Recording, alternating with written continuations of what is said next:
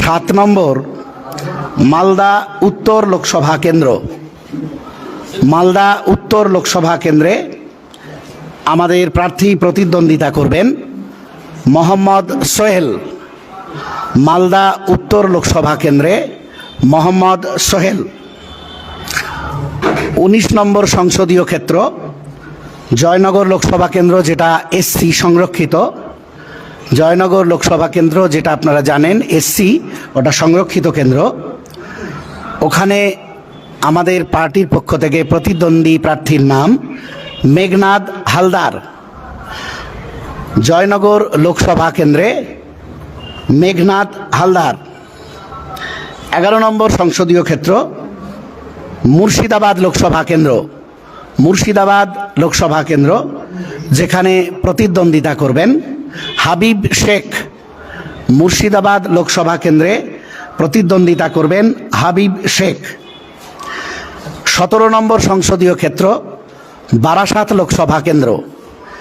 17 নম্বর সংসদীয় ক্ষেত্র বারাসাত লোকসভা কেন্দ্রে প্রতিদ্বন্দ্বিতা করবেন তাপস ব্যানার্জি। বারাসাত লোকসভা কেন্দ্র থেকে আইএসএফের প্রার্থী তাপস ব্যানার্জি।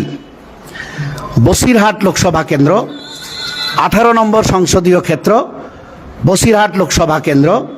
এই বসিরহাট লোকসভা কেন্দ্র থেকে আইএসএফ প্রার্থী হিসাবে প্রতিদ্বন্দ্বিতা করবেন মোহাম্মদ শহীদুল ইসলাম মোল্লা।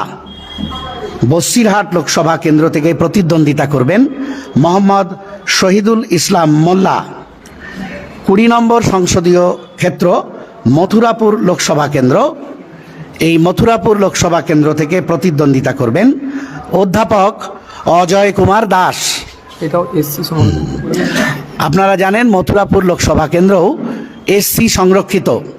সেখানে আমাদের প্রতিদ্বন্দ্বিতা করবেন অধ্যাপক অজয় কুমার দাস।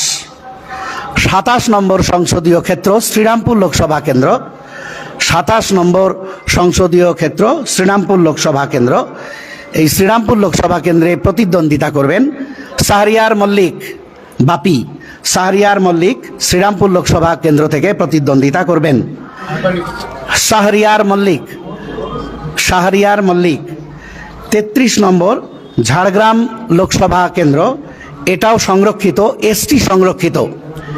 33 নম্বর সংসদীয় ক্ষেত্র এসটি সংরক্ষিত ঝাড়গ্রাম লোকসভা কেন্দ্র, যেখান থেকে আইএসএফ প্রতিদ্বন্দ্বী হিসাবে প্রতিদ্বন্দ্বিতা করবেন অধ্যাপক বাপি সরেন।